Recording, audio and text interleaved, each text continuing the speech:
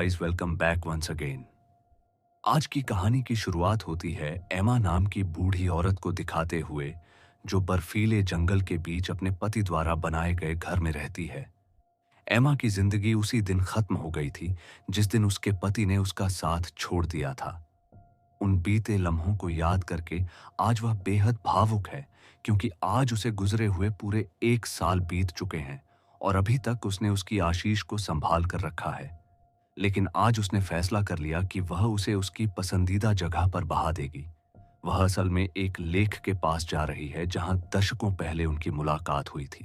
हालांकि मौसम खराब होने के कारण अभी वह जम चुकी है, लेकिन फिर भी एमा निकल पड़ी है खुद की सेमी ट्रक को लेकर, ताकि आज अपने पति की आखिरी यादों को खुद से दूर कर सके। ट्रक चलाने से पहले उसने अपनी और उसकी तस्वीर को खुद के सामने रख लिया, फिर चल पड़ी। बीच बीच में न्यूज रेडियो में सभी को लगातार इत्तला किया जा रहा है। मौसम आने वाले दिनों में खराब होने वाला है और इसीलिए अगर किसी को कोई काम ना हो तो वह बिना वजह घर से बाहर ना निकले, वरना उनके लिए मुसीबत हो सकती है। ठंड का प्रभाव आगे चलने पर एमा की कार पर भी पड़ने लगा। जो चीज हमें उसकी विंडशील्ड पर पड़ रही बर्फ से पता चल रहा था। धीरे धीरे करके वह आगे बढ़ती गई, लेकिन अब उसे परेशानी होने लगी है सड़क को देखने, और इसीलिए उसने एक जगह खुद की ट्रक को रोका और आसपास नजर मारने लगी। अब कहां जाना है? तब वह साथ लाए मैप को खोलती है, लेकिन उसमें चीजें बहुत ही ज्यादा कॉम्प्लिकेटेड थीं। वह खुद बाहर आई और देखने लगी कि किस मोड़ पर जाना चाहिए उसे। बर्फ की चादर ने चारों तरफ पूरा कब्जा किया है, इसीलिए उसे कुछ भी समझ नहीं आ रहा है। इतने में एक आवाज ने अपनी ओर उसका ध्यान खींचा। एमा उसके पीछे पीछे चलती चली गई, जहां जाकर उसे एक पुराना लकड़ी का कॉटेज दिखा। बाहर एक बूढ़ा शख्स कुछ लकड़ियां काट रहा था। ट्रक से वह जैसे ही बाहर उतरी, पहली नजर उसकी जमीन पर गिरे खून पर गई, जिसे देखकर वह कुछ अजीब सा लगा उसे। एक बारी तो उसका मन भी किया कि अपने कदम पीछे ले ले, लेकिन अब रास्ता पूछना था तो बात तो करनी पड़ेगी। उस बूढ़े शख्स ने जब एमा को अचानक से देखा तो वह खुद भी डर गया, जिसके लिए एमा ने उसे माफी मांगी। फिर वह उसे झील तक जाने का रास्ता पूछती। वो बताता है कि इस पहाड़ के वह पीछे है। एमा से रहा नहीं गया, उसने पूछ लिया, वो ठीक है? उस शख्स ने धीमी आवाज में कहा कि हाँ, पर एमा की नजरें उसी खून पर थीं जो देखकर शख्स ने जवाब दिया, यह बस हिरण का खून है।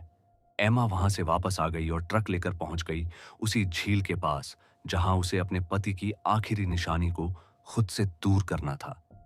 पर यह पल उसके लिए बहुत ही भावुक होता है कि इस दौर में वह इसी झील के ऊपर अपने पति के साथ फिशिंग के लिए आया करती थी। उन्हीं चमकते हुए पलों को याद करते हुए उसने अपने बैग से उस राख को बाहर निकाला। तभी अचानक से उसे कहीं से गोली चलने की आवाज आई, जो सुनकर वह फौरन भागते हुए गई और अपनी ट्रक के पीछे छुप गई।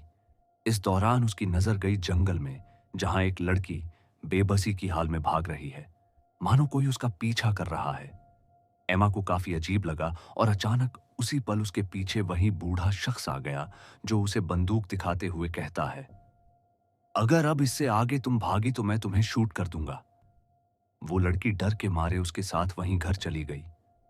आपकी तरह ही एमा के मन में भी कई सवाल पनपने लगे हैं, जैसे कि कौन है यह लड़की, क्या चाहता है यह शख्स, आखिर क्यों वो उसे इतना तड़पा रहा है, इसका मकसद क्या है। इतने सारे सवालों के घेरे में उलझी हुई ये मां परेशान हो जाती है। उसे ख्याल आया, क्यों ना वह पुलिस को कॉल करके सब कुछ बता दे। पर इस बर्फीली जगह पर सिग्नल आना भी तो नामुमकिन है। इसीलिए उसने अपना सामान वगैरह लपेटा और निकलने का सोचा।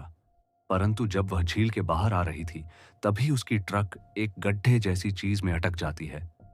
हजारों कोशिशों के बाद भी कोई हल नहीं निकला। वह उसे वहीं छोड़ पैदल ही आगे बढ़ती है। बीच में उसे वहीं बूढ़ा शख्स का कॉटेज दिखा। उसके मन में ख्याल आया, क्यों ना वह जाकर चेक करे कि असल में चल क्या रहा है। तभी उसकी नजर उस बूढ़े आदमी पर गई जो कार लेकर कहीं जा रहा था, और यही सही मौका था पता लगाने का। इसीलिए वह धीरे से गेट के पास गई, लेकिन वह लॉक था। तभी उसकी नजर बेसमेंट में बनी एक खिड़की पर गई, जिसमें झांकने पर उसने देखा कि अंदर वही लड़की बंद है, जिसे उसने अब भी थोड़ी देर पहले झील पर देखा था। एमा ने उससे बात करने की कोशिश की, पर मुंह पर टेप होने की वजह से वह कुछ बोल नहीं पा रही है। उसे समझ नहीं आ रहा है कि इस लड़की का क्या कसूर है, क्योंकि इसे यहां पर बंद किया गया है।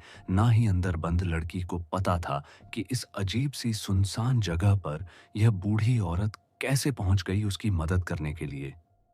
दोनों ही अपनी कशमकश में डूबे हैं। तभी वहां पर दो गाड़ियां आकर रुकी। एक में बूढ़ा शख्स की पत्नी भी थी, जिसके हाथों में बंदूक था। शायद कुछ गड़बड़ होने वाली है, इसीलिए एमा ने ग्लास पर लिखा कि वह वापस जरूर आएगी। अभी फिलहाल उसे जाना पड़ेगा।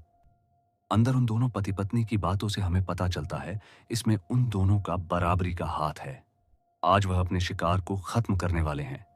यानी कि उस लड़की को इतने में उस शख्स की पत्नी के नाक से खून आना शुरू हो जाता है। इसी के दरमियान उसकी नजर एक ग्लव्स पर पड़ी, जो देख वह समझ गई कि जरूर यहां कोई और भी आया था, और हो सकता है कि उसे सब कुछ पता चल गया हो। इतने में वह उसे एमा के लिखा हुआ वह संदेश भी दिख जाता है, जिसे अब वह पूरी तरह से पूर्ति हो गई है कि यहां जरूर कोई ना कोई तो आया था। उसने अपने पति से पूछा कि यह दस्ताना किसका है। वह भी हैरानी से देखते हुए कहता है, मुझे क्या मालूम है, लेकिन यह तुम्हें कहां मिला? उसने बताया कि यह बाहर पड़ा था, जो सुनने पर वह भी परेशान हो गया। उसे याद आया कि एक लेडी आई थी उसे झील का रास्ता पूछने के लिए। हो सकता है कि यह उसी का हो। यह सुनने पर उसकी पत्नी आना गुस्से से लाल हो जाती है, क्योंकि अगर उसने जाकर किसी को भी बता दिया यहां पर क्या हो रहा है तो सब कुछ खत्म हो जाएगा। उन्हें जिंदगी भर की जेल हो सकती है। इसीलिए वह बंदूक लेकर बाहर चली गई और जबरदस्ती रेनॉल्ड को भी अपने साथ लेकर गई। इधर एमा ने बड़ी ही चालाकी से अपने पति द्वारा बनाए गए एक शर्ट को तैयार किया, जो उसने किसी भी दिक्कत समय इस्तेमाल करने के लिए बनाया था। लेकिन आज एमा ने उसे एक चारे की तरह इस्तेमाल करने का सोचा। दोनों ने उसे देखा, पर आगे सिर्फ रेनॉल्ड गया। लेकिन तभी उसका पैर वहां पर बर्फ पर पड़ा, जिसे एमा ने जानबूझकर नरम कर दिया था, ताकि जैसे ही वह उस पर अपने कदम रखे वो टूट जाए। और हुआ भी ऐसा ही है। वो चिल्लाते हुए ठंडे पानी में गिर गया। एना फौरन आगे आई और उसे निकालने में लग गई। इधर इस चीज का फायदा उठाकर एमा इनके घर में घुस जाती और बेसमेंट में जाने के लिए रास्ता ढूंढने लगती है, जो उसे मिल भी गया, लेकिन उसमें ताला लगा था। तो अभी वक्त न जाया करते हुए उसने उसे तोड़ने का फैसला किया, जो कुछ कोशिशों के बाद भी टूट भी जाता है। नीचे गई तो वहां उस बेसमेंट की हालत को देखकर उसकी रूह कांप जाती है। वहीं पर वह लड़की भी थी, पर उसके हाथ पर उन लोगों ने जंजीरों से बांध रखे थे, जिसे अभी इतनी जल्दी तो खोल पाना नामुमकिन है। इसीलिए उसने कहा कि वह घबराए ना, जल्दी ही वह फिर वापस लौटेगी। इस बारी वह खाली हाथ नहीं आएगी, बल्कि उसने अपने दिमाग का प्रयोग किया। बेसिन में लगे नल को खोल दिया, जिससे वह पूरे घर में धीरे धीरे करके पानी भरने लगा। जो इस ठंड में गर्म करने के लिए इनके पास लकड़ियां थीं, उन्हें भी उसने भीगा दिया। बाहर आ गई, लेकिन न जाने कैसे ऐना ने उसे देख लिया। वो उस पर शूट करने लगी, एक गोली जो किस्मत से सिर्फ उसके हाथ में ही लगी थी। इसीलिए वह जैसे तैसे खुद को बचाते हुए वहां से भागकर अपनी ट्रक के पास आ गई। लेकिन इस तरफ जब यह पति पत्नी घर में घुसे तो इन्होंने जब घर की हालत को देखा तो इनके दो होश उड़ गए। पूरा घर पानी से भर चुका है। रिवोल्ट, जो कि अभी भी ठंडे पानी में गिर गया, उसे तुरंत ही गर्म आग की जरूरत थी, वरना वह ठंड से मर जाएगा।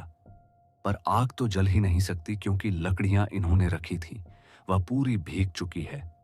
तो अब बस दो ही ऑप्शन है, या तो यह बाहर से सूखी लकड़ियां ढूंढ कर लानी पड़ेगी, या फिर इन्हें इंतजार करना होगा। परंतु रिवोल्ट के पास ज्यादा समय नहीं है।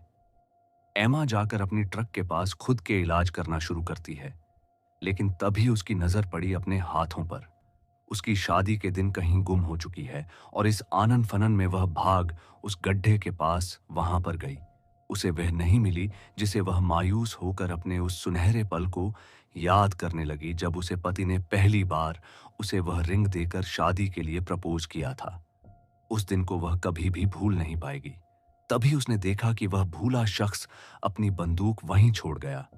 उसे उठाकर वह प्रण लेती है, चाहे कुछ भी हो जाए, वह उस लड़की को बचा कर रहेगी, फिर चाहे खुद की कुर्बानी ही क्यों ना देनी पड़े उसे। दूसरी तरफ ऐना अपनी पति को लेकर कार में आ गई ताकि हीटर उसे गर्म कर सके, पर रिवोल्ट का कहना था कि वह और नहीं चल सकता। उसके शरीर में अब सारी चीजें ठंडी पड़ चुकी हैं। लेकिन ऐना का कहना था कि उन्हें सुबह तक सब कुछ साफ करना पड़ेगा, वरना अगर कोई आ गया तो वह मुसीबत में पड़ सकते हैं। अब घर के अंदर जाकर उसे अपने पति से कहा कि तुम बाकी के सामानों को लेकर फौरन झील तक पहुंचो, तब तक मैं इस लड़की को लेकर निकलती हूं। रिवोल्ट की अभी वह हालत नहीं है कि वह इतनी दूर पैदल चल सके, पर उसकी बीवी ने उसे जबरदस्ती की, इसीलिए उसे यह करना ही पड़ता है। और कुछ ही देर में ये दोनों उस बंधक लड़की को लेकर बाहर आए, कार में बैठा दिया। तभी रिवोल्ट को अचानक याद आया, अरे मेरी बंदूक तो यहां है ही नहीं। जब यह चीज ऐना को पता चली तो वह गुस्से में आग बबूला हो गई। उसे एक जोरदार थप्पड़ जड़ दिया और कहा कि जल्दी से झील पर पहुंचो।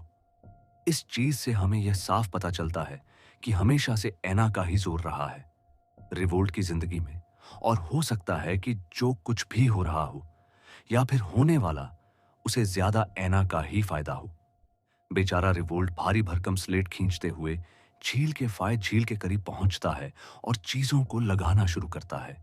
इस चीज को दूर से आना देख रही होती है, इसीलिए उसे लगता है कि अब सही मौका है घर में जाकर उस लड़की को बचाने का। उसे यह नहीं पता कि लड़की तो घर में है ही नहीं। खैर, अब वह सीधा उस कॉटेज पर पहुंची।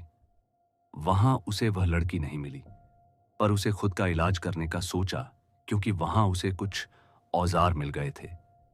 इनकी मदद से उसने अपने हाथ में लगी गोली को बाहर निकाला और फिर बाहर आकर रिवोल्ट की कार में लगे रेडियो से मदद मांगने की कोशिश में लग गई।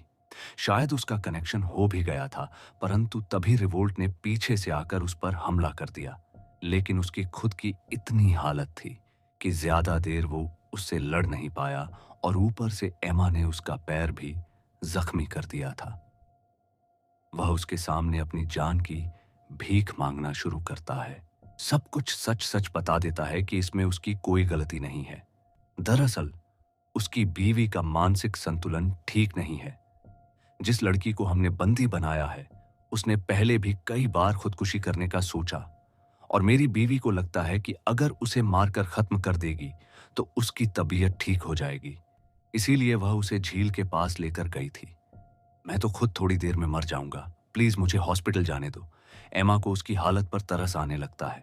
वह कहती है कि ठीक है, जाओ, वहां जाकर तुम पुलिस को यहां भेजोगे, तभी मैं तुम्हें जाने दूंगी। वह मान गया और जाते जाते उसकी वेडिंग लिंक भी दे दिया, जो उसे कॉटेज में मिली थी, जिसे पाकर एमा बहुत खुश होती है। पर जब रिवोल्ट जा रहा होता है तो अचानक से उसके सामने उसकी बीवी की कार आ गई। वो उसे देखकर खूब चिल्लाता है कि तुम यहां क्या कर रहे हो? तुम्हें मैंने उस जगह पर रहने को कहा था ना। तब रिवोल्ट उसे बताता है कि वह जख्मी हो चुका है और इसीलिए डॉक्टर के पास जा रहा है। पराणा तो उसकी एक सुनने को राजी नहीं थी। उसका तो यह कहना था कि वह उसे छुटकारा पाने के लिए उसे छोड़कर जा रहा है। बस रिवोल्ट उसे समझाता है, जो कुछ भी वह कर रहा है वह सब गलत है। यह सब वह यहीं खत्म करना होगा। यह सुनने के बाद मानो आयाना का गुस्सा उबाल मारने लगता है। उसने अपने पति पर ही बंदूक तान दिया और इसके दरमियान उसके नाक से फिर से खून गिरने लगता है। वो अब कोई परवाह नहीं उसे। इधर एमा वापस ट्रक के पास आई और उसे धक्का देकर वापस झील में धकेल दिया और फिर उसमें आग लगा दी, ताकि उस धुएं से कोई उसे देख सके, या फिर कोई आसपास रेंजर हो तो वह देख ले। हुआ भी ऐसे ही दोस्तों, जब वह बाहर आई तो दो पुलिस वालों ने उसे देख लिया। पहले तो उन्हें लगा कि शायद वह कोई कातिल है, पर बाद में जब एमा सब कुछ बोलने लगी तो वह फौरन उसके पास उस कॉटेज में गए। बाहर खड़ी ऐना की कार उसे दिख गई तो यह दोनों पुलिस वाले उतरकर उनके करीब जाने लगते। उसने दोनों को शूट करके खत्म कर दिया और फिर एमा पर भी गोलियां चलाने लगी, पर वह तो सही समय पर ट्रक के पीछे आ गई। इस बीच उसने देखा उसने अपने पति को मार डाला है, यानी कि रिवोल्ट अब इस दुनिया में नहीं रहा। लेकिन उसकी पत्नी तो शायद किसी को जिंदा नहीं छोड़ने वाली।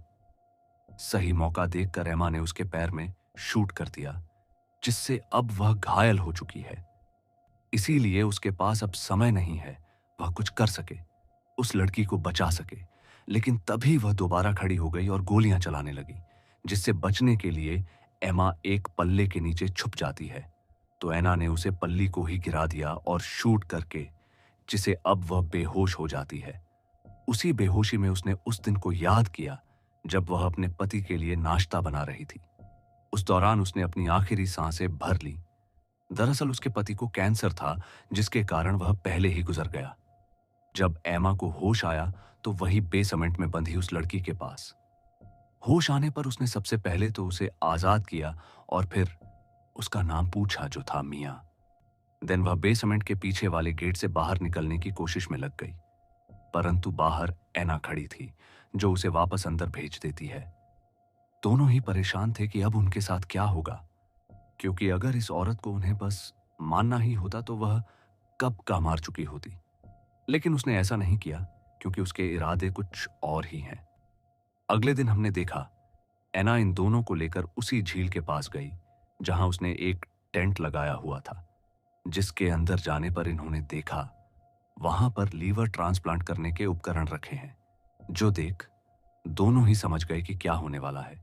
इसीलिए आमा ने कहा कि तुम मेरा लीवर ले सकती हो, पर उसका कहना था उसका शरीर अब बेजान हो चुका है, उसे एक जवान लीवर चाहिए, क्योंकि उसे अमर होना था। उसने जबरदस्ती एमा से कहा कि मियां को लेटाओ और हाथ पैर बांधो। उसने ऐसा ही किया, लेकिन जानबूझकर थोड़ा हल्का बांधा। अब ऐना तेजी से अपना काम शुरू करती है, परंतु एमा उसे ऐसा होने नहीं देगी।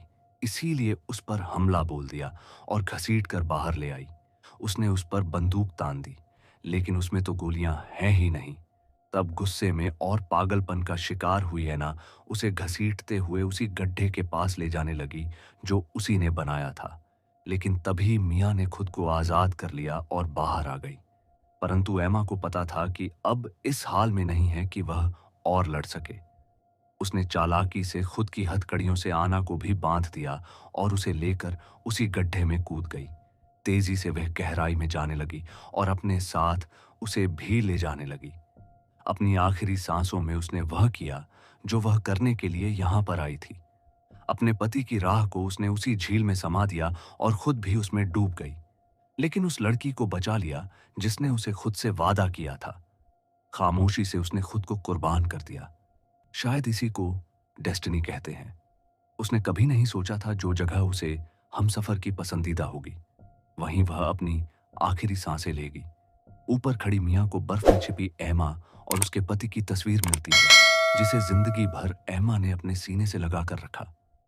लेकिन अब मियां उसे अपने साथ ले जा सकती हैं, क्योंकि उसके लिए एमा एक फरिश्ता थी, उसे बचाने के लिए आई थी।